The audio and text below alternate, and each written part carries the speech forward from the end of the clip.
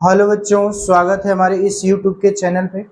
बच्चों, आज की क्लास में हम लोग क्लास 11th के पहले चैप्टर रसायन की कुछ मूल अवधारणा, ठीक है, रसायन विज्ञान का पहला चैप्टर रसायन की कुछ मूल अवधारणा के अगले टॉपिक के बारे में बात करने वाले हैं।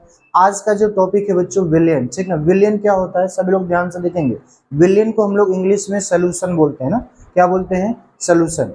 दो या दो से अधिक पदार्थों के समांगी मिश्रण को क्या कहा जाता है बच्चों? विलयन कहा जाता है, ठीक ना। दो या दो से अधिक पदार्थों के समांगी मिश्रण को विलयन कहा जाता है, ठीक ना।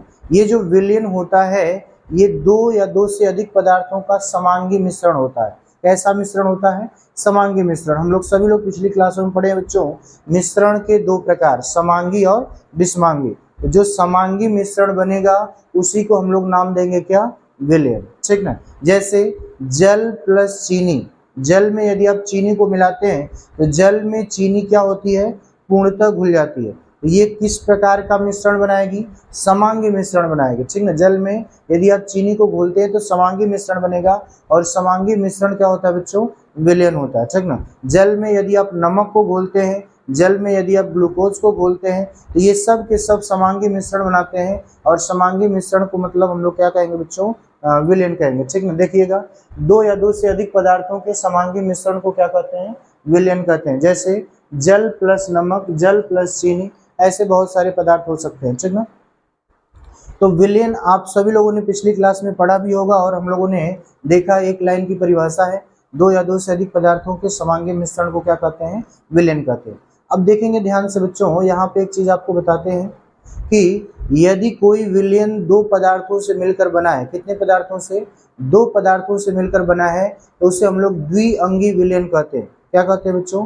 द्विअंगी विलयन कहते हैं। यदि पदार्थों की संख्या 3 हो गई तो उसे त्रिअंगी विलयन कहते हैं। बात समझ में आ रहा है? तो जितने जितने पदार्थ मिलेंगे वैसा विलयन का नामकरण करना है। हम लोगों को इसमें द्विअंगी विलयन के बारे में बात करना है। द्विअंगी विलयन में कम से कम दो पदार्थ होंगे, और दो पदार्थों के समांगी मिश्रण जो बनेंगे उन्हीं को हम लोग क्या कहेंगे? विलयन कहेंगे, ठीक है। देखिए, अब विलयन जब भी बनाते हैं तो इसके दो घटक होते हैं बच्चों। कितने घटक होते हैं? दो घटक। एक होता है विलायक, जिसको हम लोग सॉल्वेंट बोलते हैं, और दूसरा होता है विलेय, जिसको सैल्यूट बोला जाता है, ठीक ना। तो सबसे पहले हम लोग देखते हैं कि विलायक क्या होता है, ठीक ना। विलायक की परिभाषा क्या होती है बच्चों? विलयन का वह भाग या घटक जो अधिक मात्रा में उपस्थित होता है, ठीक ना। विलयन का वह भाग या घटक जो अधिक मात्रा में उपस्थित होता है उसे हम लोग क्या कहेंगे? उसे हम लोग विलायक कहते हैं, ठीक है। और विलयन का वह भाग या घटक जो कम मात्रा में उपस्थित होता है उसे हम लोग क्या कहते हैं बच्चों? उसे हम लोग विलेय कहेंगे, ठीक ना। कहने का अर्थ ये है, जैसे मान लो हमने जल लिया और जल में क्या मिला दिया? नमक। तो जब भी आप जल में नमक मिलाओगे तो जल की मात्रा अधिक होगी और नमक की मात्रा कम होगी। तो जल अधिक मात्रा में है और नमक कम मात्रा में है, तो जो अधिक मात्रा में होगा उसको क्या कहेंगे? विलायक। जो कम मात्रा में होगा उसको क्या कहेंगे? विलेय। इसका मतलब जल और नमक के विलयन में जल जो है विलायक है और नमक क्या है? विलेय है, ठीक ना।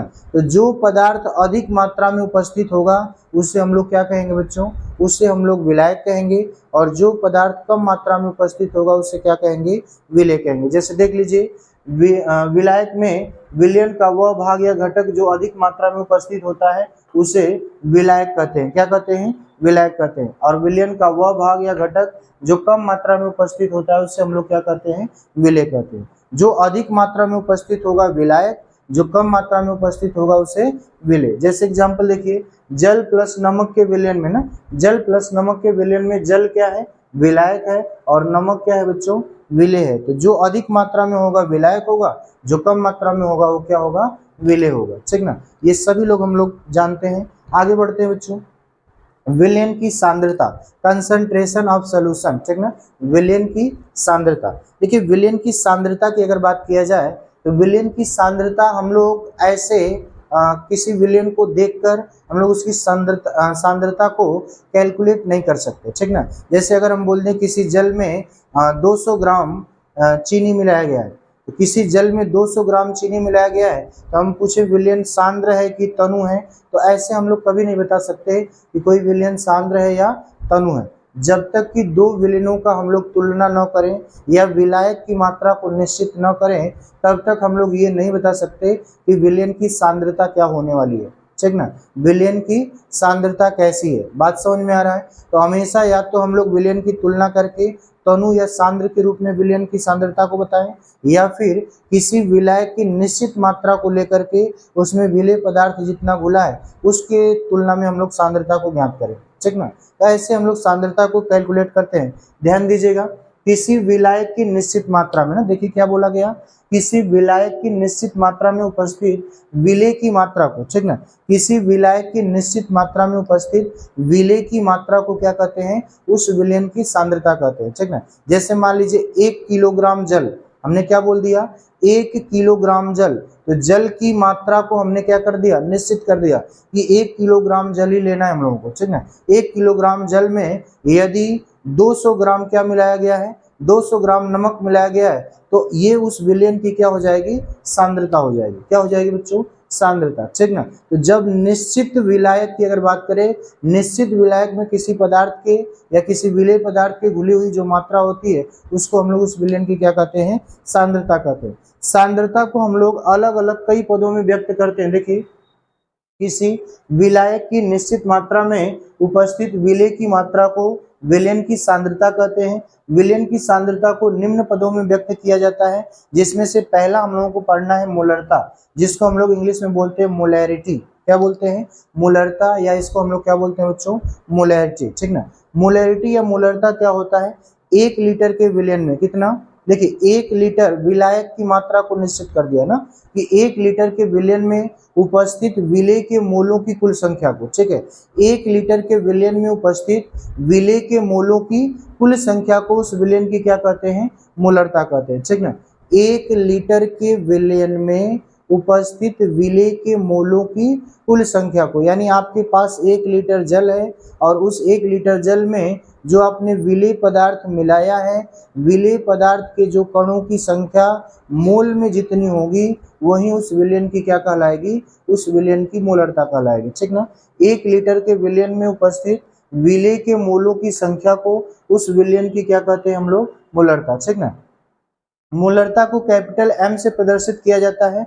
और इसका मात्रक मोल प्रति लीटर होता है। क्या होता है बच्चों, इसका मात्रक मोल प्रति लीटर होता है। देखिए, कैपिटल M बराबर विलेय के मोलों की संख्या बटा में विलयन का आयतन। विलेय के मोलों की संख्या को, देखो मोलों की संख्या एक मोल ही होता है ना, और मोल को हम लोग किससे रिप्रेजेंट करते हैं, N से, हम लोग पीछे देखे थे। ठीक ना, विलयन का आयतन को हम लोग V से रिप्रेजेंट करेंगे और विलयन का आयतन हमेशा किस में होना चाहिए, लीटर में। ठीक ना, यहाँ पे हमको पता है चूंकि N बराबर W/M, यानी भार, मोल बराबर होता है भार बटा में अणु भार, स्मॉल w/m, तो हम N के जगह रख सकते हैं स्मॉल w/m। तो फार्मूला हो जाएगा कैपिटल M बराबर small w/m into V in litre में। ठीक ना, इस पे दो छोटे छोटे क्वेश्चन है बच्चों, इसको देखते हैं। देखिए, एक क्वेश्चन लिखा गया है कि 3.2 ग्राम NaOH सोडियम हाइड्रा ऑक्साइड को जल में मिलाकर 300 ml विलयन बनाया जाता है। कितना, 300 ml विलयन बनाया जाता है, तो इस विलयन की मोलरता क्या होगी। ठीक ना,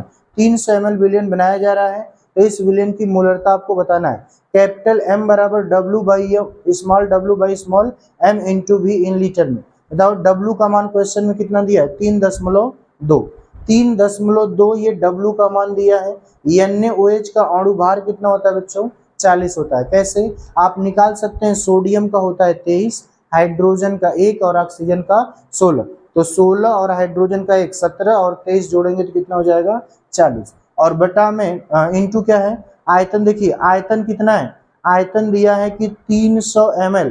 300 ml को जब लीटर में बदलेंगे 1000 से आपको भाग देना पड़ेगा और ये हो जाएगा 0.3 लीटर। कितना हो जाएगा, 0.3 लीटर। अब आगे देखेंगे बच्चों, एक अंक पे दशमलव यहाँ भी है, एक अंक पे दशमलव ऊपर भी है, तो दशमलव से दशमलव को कैंसिल आउट करेंगे तो 32 बटा में 40 गुणे कितना हो जाएगा, 3। इसको हम काटते हैं, 8 चौक को 32 और 8 पच्चे 40, 4 बटा में 5 गुणे 3, तो 5 तिहाई 15 हो गया, यानी 4 बटा में कितना 15, और 4 बटा में 15 की वैल्यू आएगी 0.2666 ऐसे आती है बच्चों। हमने लिख दिया 2.267 मोल प्रति लीटर, ठीक ना। तो इस तरह से आप क्वेश्चन कर सकते हैं, कुछ नहीं है, बस छोटे छोटे क्वेश्चन आपसे पूछे जाते हैं जो फार्मूला बेस्ड होते हैं, फार्मूले पे ही आपको कैलकुलेशन करना होता है। इसी तरह से आगे देखिए क्वेश्चन लिखा गया है 6.4 ग्राम सल्फर डाइऑक्साइड, सल्फर डाइऑक्साइड को 400 सल्फर डाइऑक्साइड का 400 ml जलीय विलयन बनाया जाता है, तो इस विलयन की मोलरता क्या होगी, ठीक ना। यहाँ भी वही क्वेश्चन है, कैपिटल M बराबर W/M into V in litre में, मतलब W का मान, स्मॉल W का मान कितना दिया है 6.4, सल्फर डाइऑक्साइड का अणु भार यानी स्मॉल m का मान निकालेंगे, ये भी कितना आ जाएगा 64। कैसे, सल्फर का 32 होगा, ऑक्सीजन का 16, 2 ऑक्सीजन का 32, तो 16 दूना 32, 32 और 32 कितना हो जाएगा 64। आयतन कितना दे रखा है बच्चों 400 ml, लीटर में करेंगे तो 0.4 लीटर हो जाएगा। कैसे, 1000 से भाग दे देंगे, तो बताओ 10, ये जैसा लिखा गया वैसे लिखेंगे, 6.4 बटा में 64 गुणे 0.4, यहाँ भी एक एक अंक के ऊपर नीचे दशमलव कैंसिल हो जाएगा, ये हो जाएगा 64 बटा में 64 गुणे कितना 4, तो 64 से 64 कैंसिल आउट हो गया, 1 बटा में 4, 1 बटा में 4 की वैल्यू आ गई 0.25 मोल प्रति लीटर, ठीक ना। तो इस तरह से मोलरता के क्वेश्चन हम लोग सॉल्व करते हैं बच्चों, ठीक ना। ऐसे ही आने वाले वीडियो में हम लोग अगले टॉपिकों को कवर करेंगे, तब तक के लिए धन्यवाद।